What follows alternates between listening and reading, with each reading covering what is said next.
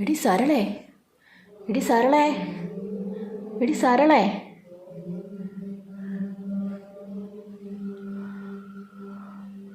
ഓ അതാ വരുന്ന. ആരാ? എന്താ വേണം? പേടിക്കണ്ടടി, ഞാനേ രമണിയുടെ ഭർത്താവാ, കുട്ടപ്പൻ. നിന്റെ കെട്ടി അവിടെ ഉണ്ടോ? സുഗുണ ഇവിടെ കിടപ്പുണ്ടോ? അതറിയാൻ വേണ്ടിയാ. എന്താ കുട്ടപ്പേട്ടാ, അത് ഈ പാതിരാത്രിയിൽ? സുഗുണായിട്ട് ഇവിടെ ഉണ്ട്, വിളിക്കണോ? കിടന്നുറങ്ങുക. അയ്യോ വിളിക്കണ്ട വിളിക്കണ്ട. അതെ, എൻ്റെ വീട്ടിൽ ഞാൻ ഇല്ലാത്തപ്പോൾ ആരോ വരുന്നുണ്ട്. സുഗുണനാണോന്ന് അറിയാൻ വേണ്ടിയാ വന്നത്. എന്തായാലും സുഗുണ ഇവിടെ കിടപ്പുണ്ടല്ലോ.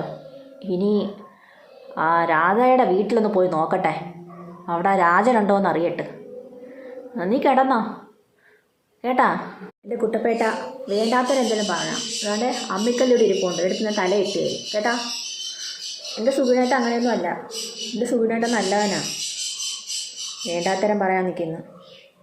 പൊക്കോ അവിടുന്ന്. എന്നാലും സൂക്ഷിക്കുന്നത് നല്ലതാ. ഒരു ചെറിയ മണി കെട്ടിയേ കാലി ഇട്ടേക്ക് രാത്രി കേട്ടാ. ഞങ്ങൾ ഞാൻ പോയിട്ട് വരട്ടെ, നീ കിടന്ന് ഉറങ്ങിക്കോ. ശരി ശരി, കഥയൊക്കെ അടച്ചോ. പോന്നെ. നിന്നേരെങ്ങാനും ആണോ?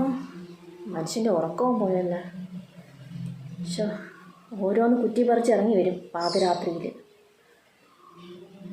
മണി കെട്ടേണ്ടി വരുമെന്നാണ് തോന്നുന്നത്. നാളെ ആവട്ടെ, പോയി മണി വാങ്ങാം.